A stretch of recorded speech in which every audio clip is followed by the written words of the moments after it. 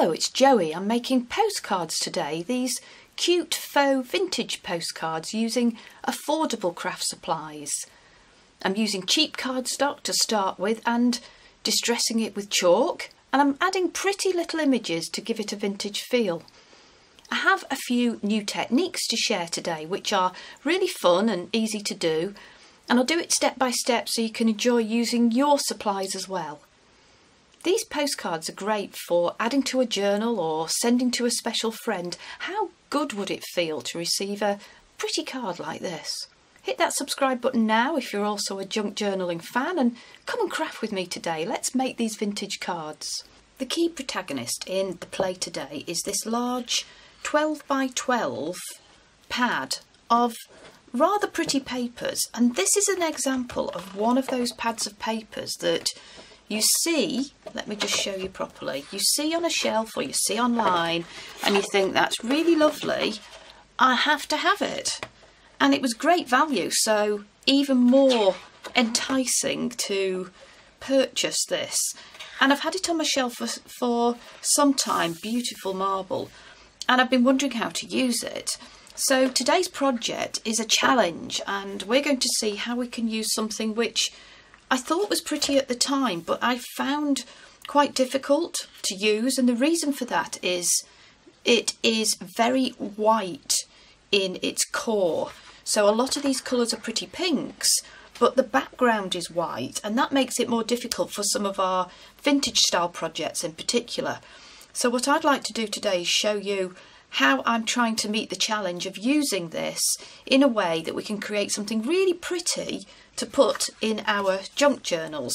And I've come up with a few different and new ways to distress this paper, this cardstock, and take it down to something which is much more muted and matte, and I think will go with many of our pretty junk journals. So some great ephemera there.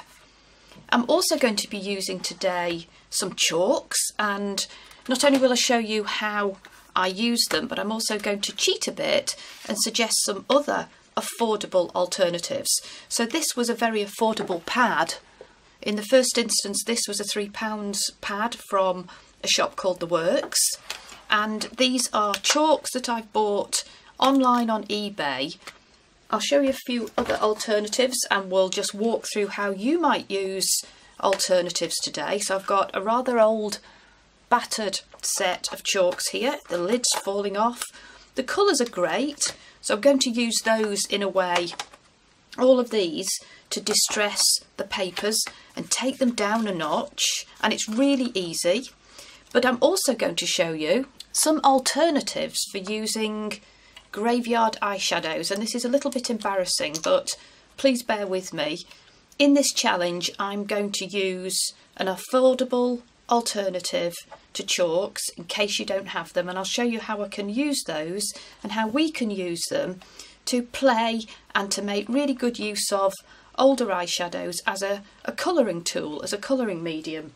I am going to use a few little images, and again, although I've got some very pretty images here that I have added some extra layer on top to, and I'll show you how to do that, you could use magazine images. You just want a few small images, and these are going to go on the back of our little postcard. And then I will use also a couple of stamps, and the stamps will be quite fine detailed stamps, and it's not the image I'm going to use so much as the texture adding result that comes from this. So that will go on our little card, and I'll show you how to do that in a very dainty way along with the chalks to get that distressed effect. And I will also use my lovely little Stampers Anonymous stamp here on the front of the images, and I'm going to play with a little bit of mica. So we're going to have a bit of fun with some lovely supplies today, creating something really pretty that is affordable and easy, and hopefully using supplies that you already have. So it makes sense to start today by choosing a single page from this pad, and I think you need slightly thick paper or a cardstock for this project. And this one is 230 GSM, but it could be thinner. You don't actually have to have one that is that thick. Let's just tear one out. So this is 12 by 12 and it's been on my shelf for, well, to be frank, at least a year, and I've probably forgotten how old it is. What I'm going to do to begin with is just cut it down. You can see the difference already between the distressed effect that I get and this white background. I'm going to cut this down to be 6 inch by 4 inch in size. So for each of these 12 inches, you'd obviously get a lot of cards. And I think this is a way of getting quite a lot of value out of our unloved cardstock. And I love getting value. It feels really good, doesn't it, when we really get superb value from our supplies and we use up some of the things that sit on the shelf. So let me cut that up to begin with, and we can go through the process together. Maybe you will craft along with me and we'll augment this and we'll turn it into something magical and pretty. So one very large Fiskars cutting machine. I'm making great use of this. This is one of my very, very best and favourite purchases. And to be honest, if I'd known how much crafting I was going to do, I would not have waited as long to buy this. This is one of those things that you really can't have a substitute for. It's great because not only is the blade very sharp, so you don't get too much of that rough edge when you trim, which with blades that wear thin or wear blunt very quickly, I do tend to get those with some of my paper. So just trimming it down to 4 by 6. Whoops.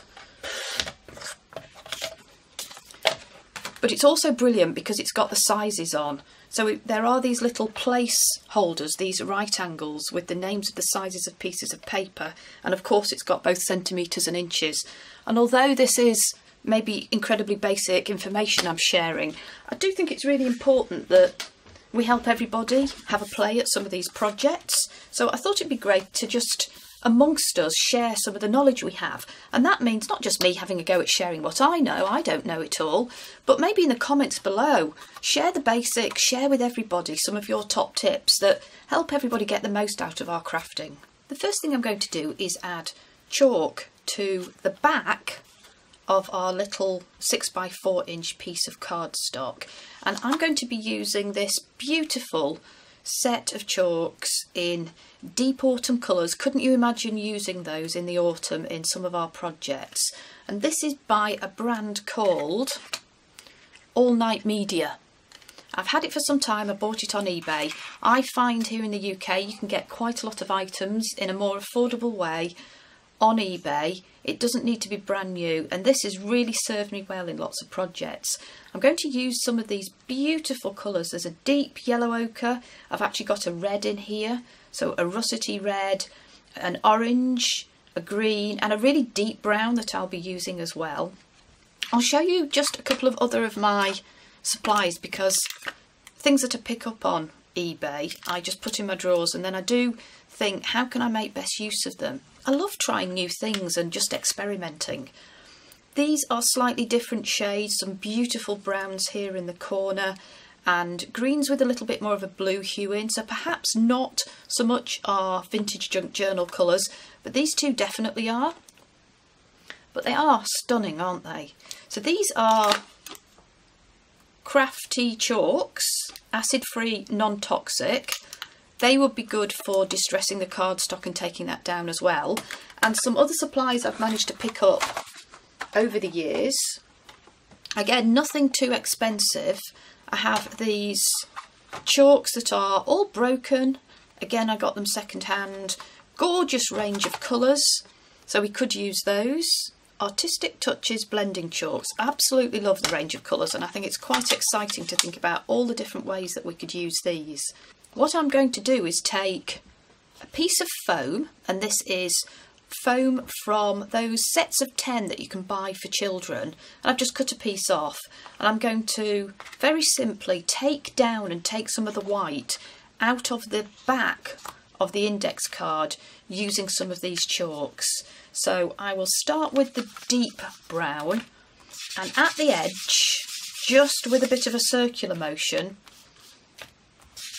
take some of that whiteness out. And I'm also going to pick up some of the other colours as I go.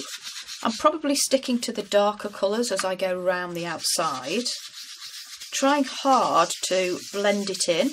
It just takes a couple of minutes of elbow grease. Very, very easy.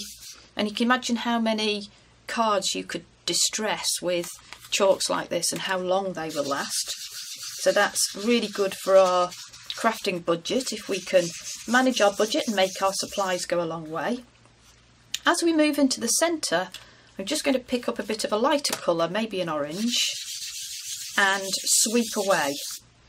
And although I'm going to put an image on the left hand side, so let me just show you, like I've done on this one, I do want the edge to be distressed as well, so I'm just going to ignore the fact that I'm covering this up and I'm going for it. I'm going to add my yellow ochre, blend it in and take that down. Very, very easy, very quick. Circular motions are useful because you don't get those sweeps of a line. I think it's a little bit easier to blend together if I just use a bit of a circular motion. Because I want a bit of variety, I'm adding a bit of red as well. So relax, have a play with any chalks, and I'll show you an alternative in a second. And take the white out of your cardstock on the back. Okay, choices. When I was playing with this, particularly when I looked at the chalks, the larger set of chalks here, it just reminded me of an eyeshadow palette. And my confession of the week is, if not the confession of the month, is that I have an eyeshadow graveyard drawer in one of those little plastic drawers, and these are way beyond being used for any personal purpose, but I wondered whether they would work for blending. And surprise, surprise, with the colour in them and the mica, they're actually pretty good. So I've also been playing at using these not only to distress down the cardstock, but also on the wings of some of the butterflies that I've been adding on the front of the cards. So I've also been using these as alternative affordable choices, an alternative to chalk, to just add a little bit of sparkle to my butterflies. So I'll show you that as an alternative later. And it also works to take down some of the whiteness from the card. Being frank, it's hard work using an old eyeshadow to take the cardstock down, but you can do it. And if we're in a world where budgets matter, and they do, and we don't all have all supplies, then instead of chalk, if you have some old eyeshadows, then these are possible alternatives for just taking that down and adding not only a little bit of colour, but perhaps a bit of shimmer. So I did it on this one, and I'll show you how I did that a little bit later. The next step is very, very easy, and it's nothing more than putting a dividing line down the middle of the back of the card. And what I like to do is put a couple of dots to begin with to find that point with a pencil. So if my maths is working this morning and my brain is working at all, then it should be at about 7.6 centimetres is the middle of my card. But I've found that I want to join the dots with a pencil that's coloured. So I did have a go with a pencil, just an ordinary pencil to begin with, but I quite like the warmth of a pencil. This happens to be a watercolour pencil. It doesn't actually need to be, it's just what's handy on my desk. In fact, these are the ones that sit on my desk, and because they're there, they get more use, and that seems to be the way life is. I don't know if that's the way it works with you. If you see things, you tend to use them more. So just join those dots and divide up your postcard. And again, what I like to do is not go quite all the way to the border, because I don't know why, that seems to be what postcards look like. I have a dividing line now on the back, and I'm going to turn to the front and do some work on that. On the back, the first thing that I'm going to do is add some detail, and this will allow me to overlay the detail with some of the chalk and the slightly wet ink that we place onto the whitish cardstock, will pick up the chalk, it will become dry, it will stop it smudging, and it will add some of that depth and texture. And this is why I'm using a stamp with some detail in it. I've used this one before, but to be frank, you just want a stamp with any form of detail. We're not really going to use the picture. I need a pad of ink. I'll use my relatively wet ink pad. This is getting a lot of use. It's my Ranger Adirondack Earth Tones in Ginger, and it is such a fantastic colour for so many uses. The ubiquitous colour, I think, of a deep warm brown. So I'm going to place that on my card so that I actually get some of the text that's on the left hand side here, because I really like that. And I also really like the intricacy of the gate and the bars on it. So I'll make sure that I get a few of those on here. So I'm not stamping to achieve the picture, I just want a little bit of that texture.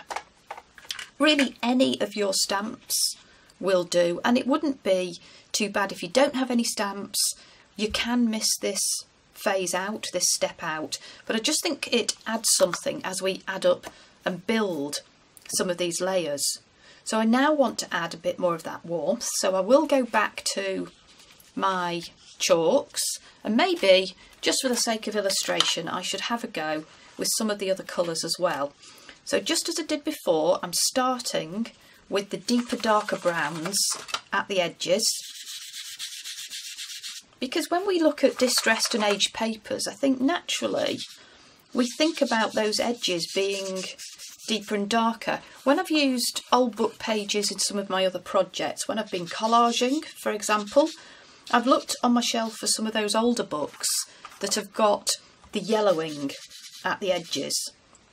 And indeed, yellowing is some of the colour that I want to bring into this. Yes, it's pretty, but it's whitish and it's not what I want. So, using some of those browns, a gentle rub all the way round, and even let the side of the card pick up some of that chalk pigment. It's just a little detail. And then I'm going to move into the centre and use some of these warmer colours, so this beautiful deep yellow. And I just love how that starts to lift the pattern and lift the stamped image as well that we've already added. I'm not being in any way organised or methodical now. I'm literally just picking up some colour and doing a few little circles. Just using this, it's like a, I think it's a wine colour. It's like a deep mulberry, if that's right. Is mulberry a deep wine colour? Very deep cranberry. We'll bring that in. And I really think it's the mixture of some of these colours that brings it out, brings the life out in the paper. So putting some of these next to each other, let's have some green. Maybe picking three colours, three main colours, as well as the brown on the outside. And it's so easy. It does take a minute or two. So get yourself a nice drink, put your twinkly lights on your desk, get yourself comfy, and maybe cut out a few from your unloved pieces of cardstock on paper and just make up a few of these vintage postcards. Faux vintage, if we're honest. Cheating with whiter cardstock. Now I quite like that. I think I'm going to go in with a tiny bit more of this orange, which I really think lifts some of that pattern. Can you see? I'll show you. Let me show you where we're getting to. So it's not uniform. We have taken down quite a bit of the colour. You can see waves of oranges and waves of the more reddish colours coming out, and the ink hasn't smudged. I've got texture by the form of script, I've got that gatepost, and I've got something ready to decorate a little bit further with our base layer already done. Now that I've got that base layer, I want to add something crisper and clearer using ink on top. So consider this the background to your painting. Let's add some of these more detailed images in the foreground, crisper and clearer. And for this I have been using a flower stamp, but really you just want something that's relatively dainty and it's an approximation to a flower, which will be absolutely fine. Little stamps of any flowers would work. I just used the one I had, so let me show you what I've got. So this is the acrylic stamp I'm going to use. It's obviously too tall for the whole of the card, so all I'm going to do is put ink on the upper half and then stamp away. I'm using a Collage raised rainbow dye ink pad in the shades Royal Satin. So this is my rather special one that has an ombre effect. You just whoop, bring it together to stamp up your stamp, to ink up your stamp.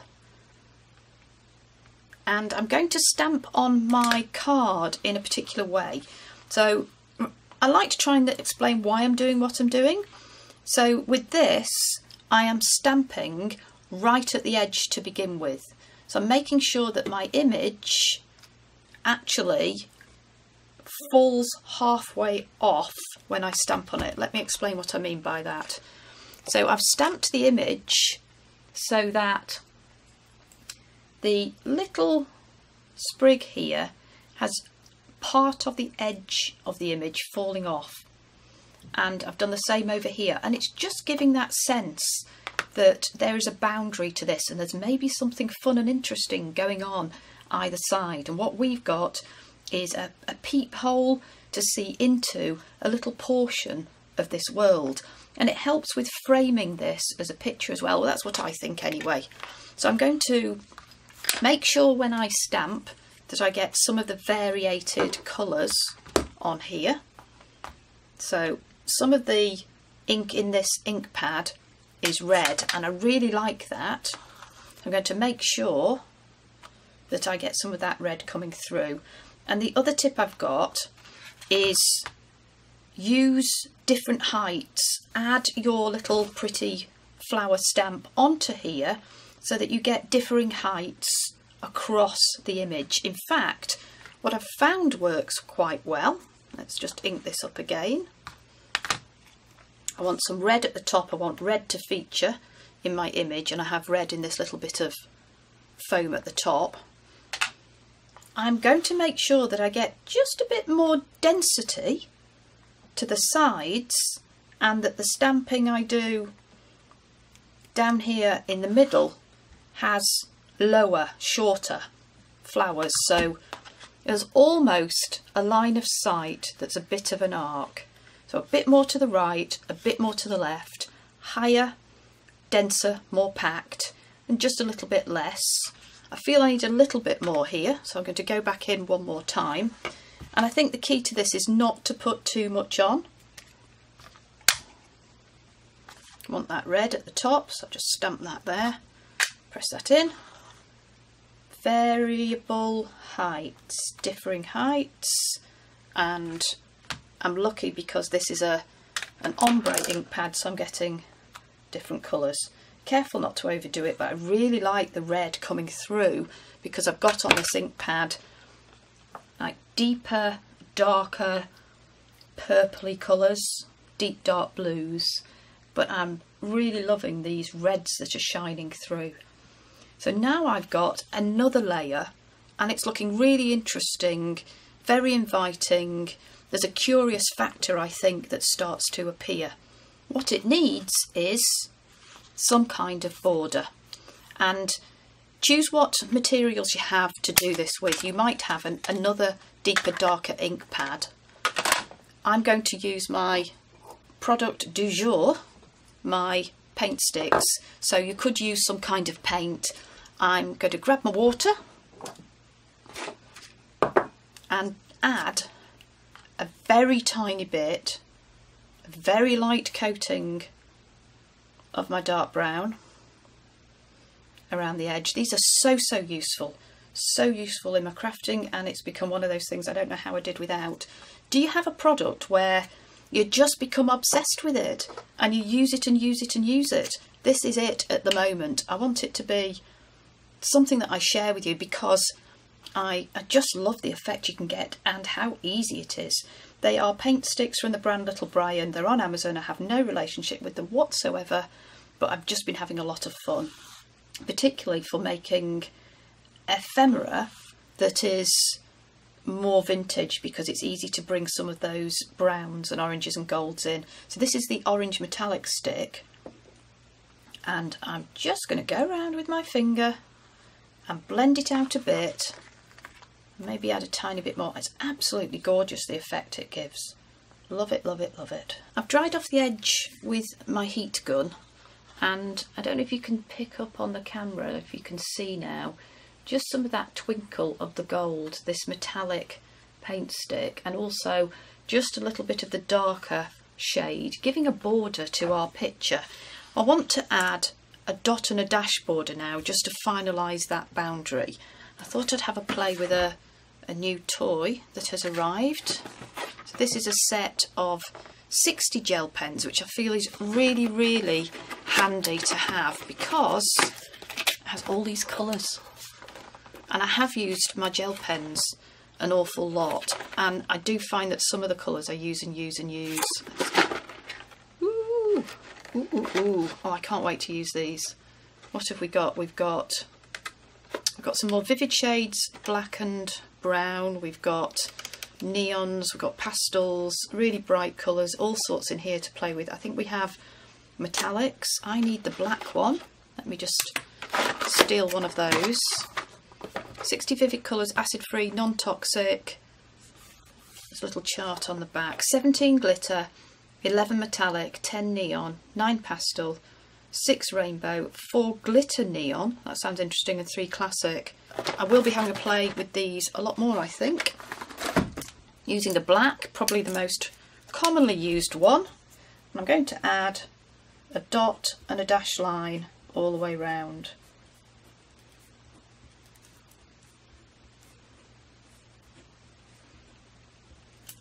It's time to add a picture to the back, and as I suggested earlier, any form of image that you maybe extract from a book would be absolutely fine.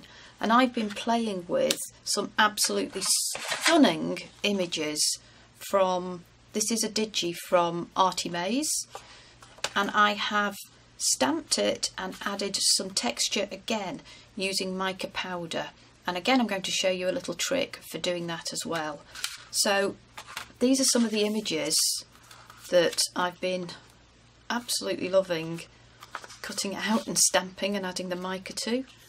So you get this metallic effect, and I've used my ledger stamp again with the bold digits and then some scribbly scripty text, and it's just stunning. So let me show you how I do that. So to augment and decorate our little images, I'm going to use my stamp, an ink pad. I also am going to use a very soft brush, and it's very dry. It's important that it's dry, and some little mica powders, and I have decanted some and put them into an eyeshadow palette that I have depotted. In fact, I'll bet some of the eyeshadows are in my little graveyard. So I'm going to stamp these in a particular way and then add some of the mica, and the magic happens. I've lined up 3 because it seems to be easier to do a few at once, and that's because I don't want too much ink on the stamp. So if I keep going along 3 by the 2nd or 3rd, I think it actually improves. And I'm stamping in a way that doesn't completely cover up the image. So you can see I'm getting just about maybe 80% of the image stamped, just working my way along. I love this little gentleman, he's so smart. So I've got ink on all 3. Let me show you where I've actually stamped. I've left some space because the impression I'm trying to get here is accidental damage to a picture. And accidental damage doesn't necessarily happen uniformly and completely across images that we find.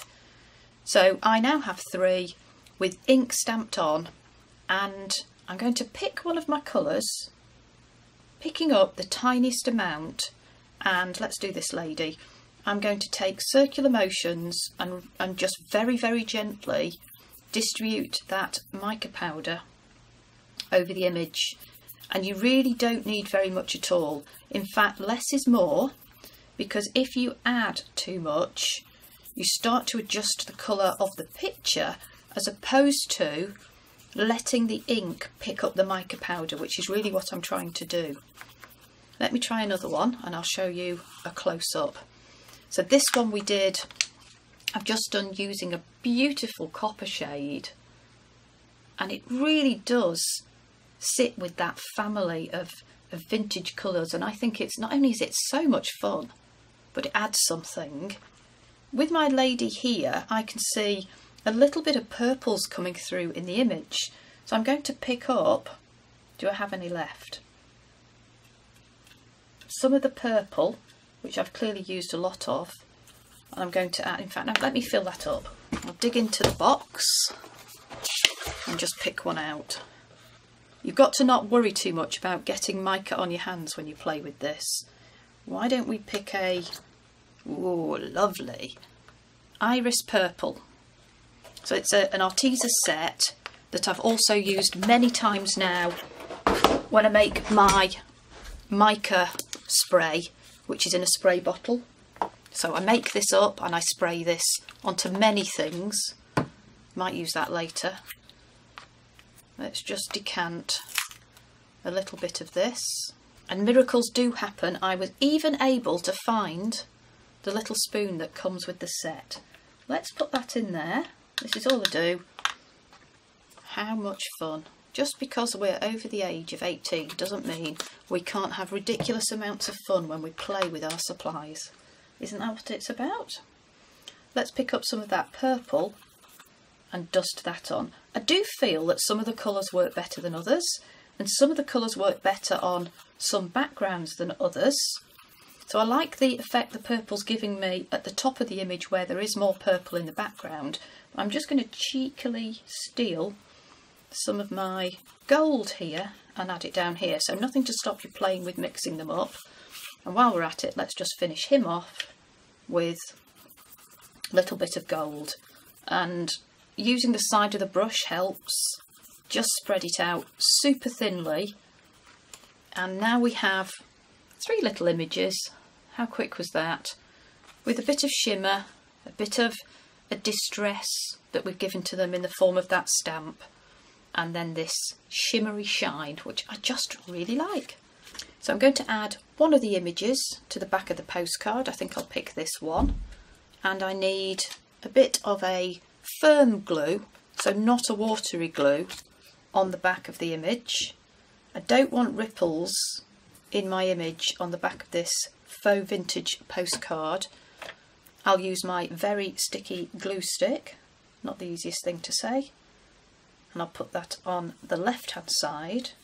And what I like to do is position it so that the amount of space that's on the left here as a border is roughly the same as the amount above and below. So if the image isn't this size, if it's a different size, so for example with this one I have no space above and below, pretty much no space above and below the image. I've also taken the image all the way to the left. Now I like to do that because I feel it looks better than the image then having a little bit of space left and right but none top and bottom. I push it to the left. Let's just see. So there's another one with space at the left, and I've put the image on before I've added dash lines, because for some of your images you might find if it goes to the edge we want to put the dash line over the top of the image. So let me just do that now, and that will add some emphasis to the back of our postcard. Back to my black gel pen, I'm just going to add short dashes, short dash lines all the way around, and then I'm going to bring the image and the postcard together more by stamping it and then adding a little bit of a label on the right. So I use my little postmark stamp. In fact, I might use my splodgy stamp. So this is a stamp, an acrylic stamp that's got nothing but a distributed mess of little dots on there. So we might use that as well. take my ginger ink pad and just delicately, not too much ink on this, stamp with it overlapping the image up here. And I'll have my wiggly line postmark to join it. Ta-da! Even though she's now got ink on the front of her face, I still think that's what we would see if we saw an image that had been genuinely distressed and marked, and that's what we're trying to emulate. So let's have a teeny tiny amount of that splodgy mess. I think I used this the other day when I made I used some strips of paper to make a masterboard, and I added some of this distress feel to the finished item. So I'm just going to put tiny amounts on, overlapping the edge again. And I will pick a little label from the box that is hereby known as Tracy. I have my little tub that I call Andrea, and I have a tub called Tracy. That one's nice, it's a nice size. So I'm looking for something that is quite rectangular. I'm going to sit that on the right hand side. That's about there. And now I've got a back sorted, I'm going to turn to the front and have another play with our supplies and add a focal point down here. So to add the extras to the front, I will be choosing a butterfly or some other form of focal point. I've got a little label here with text on and a sentiment. So I'll start by choosing a label or some mat really. We're putting something to sit underneath the focal point. So I pulled out 3 from the Tracy tub, and I considered this, but I feel that that's too big and taking up a disproportionate amount of the real estate that I have to play with. I pulled out a little one, and I think that again is too small, so it's a bit like the story, isn't it? This one feels about right. It is emulating the shape of the card and it's not taking up too much space. So I'm going to add that, and that will allow me to add a little sentiment. So I've cut a few out. What should we have? I've got always remember everything is possible, which I feel is a really positive phrase, and follow your dreams. So why don't we have follow your dreams? So these are Artie May's little typewriter font sentiments, which I think is really pretty.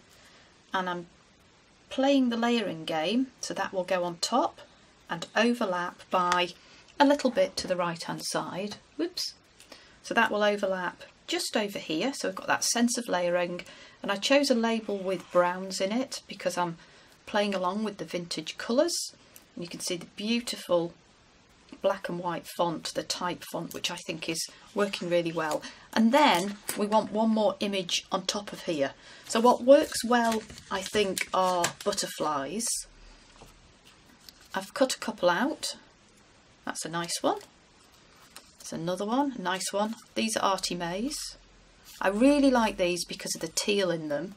I also found this sheet of butterflies, this butterfly collection of clip art in Barbara's shop, so 49 Dragonflies, which I'm sure many of you will know. And these are great colours and a variety of shapes. And what I'm finding in my projects to create ephemera is I do want some different styles.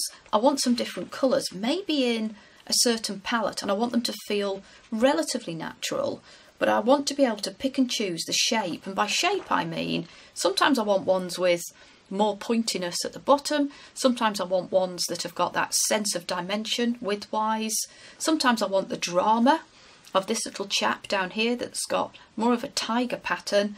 This looks more like a moth. I think he would be great in different places. So it's good to find either pages in encyclopedias or maybe the individual digis that we buy and have those as stock to use in our projects.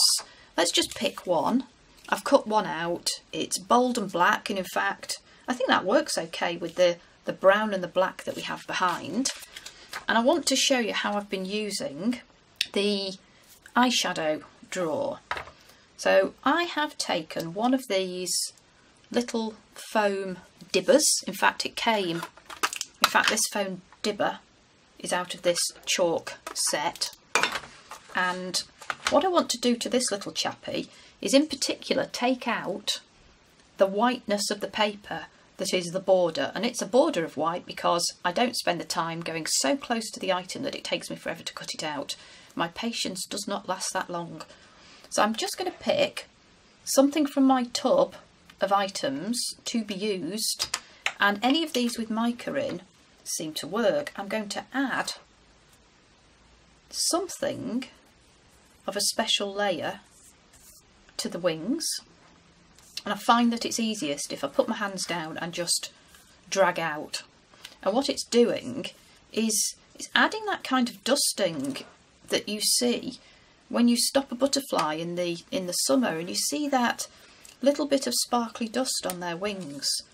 I also want to take a bit more of that white out, so I'll take a brown, and I'll go just a little bit more over the antennae with the brown, and you don't need to press very hard, and it's surprising how much colour there actually is. Do you have some old eyeshadows in your drawer which, to be frank, you shouldn't use anymore, that you could donate to your craft activities? Do you think you might have a go playing like this and getting some colour on that comes from an eyeshadow? I have had a play with some of these different colours. So let me show you. I had a bit of a play with this one because it looked very naughty. I can see a bit of blue in that, bit of blue in that one, a bit more, and it adds a shimmer, and it's just good fun to do, so why not? And that can just sit on there. And these are my faux vintage postcards for junk journals, easy using affordable supplies. Give me a thumbs up if you've enjoyed seeing me make these, and subscribe if you'd like to see more, and definitely subscribe because I have something very, very special coming next week when I make these distressed vintage envelopes and celebrate that 25,000 mark. Thank you so much for your support. I really do appreciate it. I hope to see you soon.